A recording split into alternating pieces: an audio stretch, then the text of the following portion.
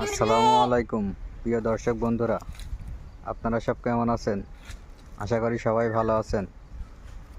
আলহামদুলিল্লাহ, আমিও খুব ভালো আছি। আজকে আমি বলবো গাড়লের কৃমির ডোজ কেন করতে হয়। হঠাৎ দেখি আমার একটা গাড়ল পাতলা পায়খানা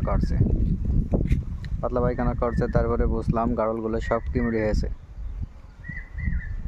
3 মাস যেহেতু আবার হয়ে গিয়েছে, 2-5 দিন, এই জন্য বুঝলাম গাড়লের সব কিমড়ি হয়েছে, এই কারণে পাতলা পায়খানা করছে একটা গাড়ল। দেখুন, গাড়লগুলো সব কিমির ডোজ করার পর সব ছামায় শুয়ে আছে। এই যেটা পাতলা পায়খানা করছিল ওটা দেখুন কিভাবে কিমড়ি পড়ছে। আজকে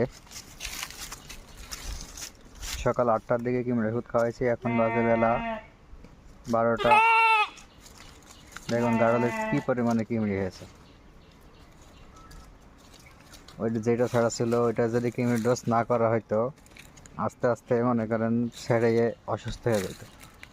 গেলে আপনি যতই ডাক্তার দেখান, গাড়লের ডাক্তার দেখিয়ে তেমন কোনো ফলাফল আমি পাই না।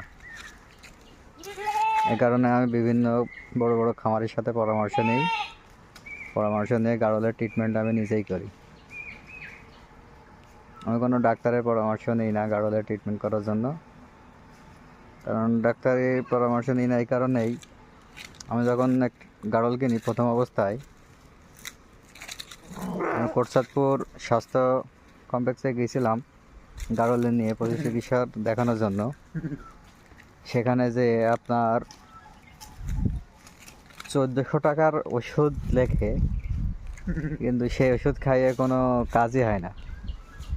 আমার গাড়লের যদি সমস্যা হয় আর একটা ওষুধ খাইয়ে তো গাড়লের কাজ হবে না। ওইটাও সেরকম হয়ে গিয়েছিল।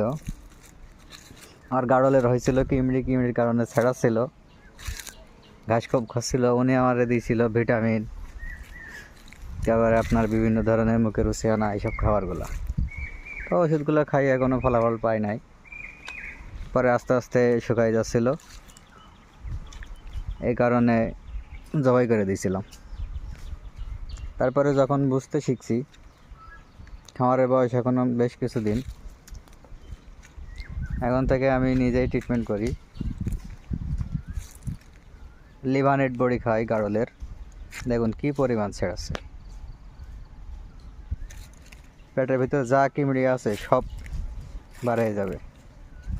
গাড়ল মূলত রোগী হলো কিমড়ি, আমি যেটা খুঁজে পাই। একটা গাড়ল ছেড়াচ্ছে হালকা, বুঝলাম কিমড়ি আছে। ডোজ করার পর দেখুন কি পরিমাণ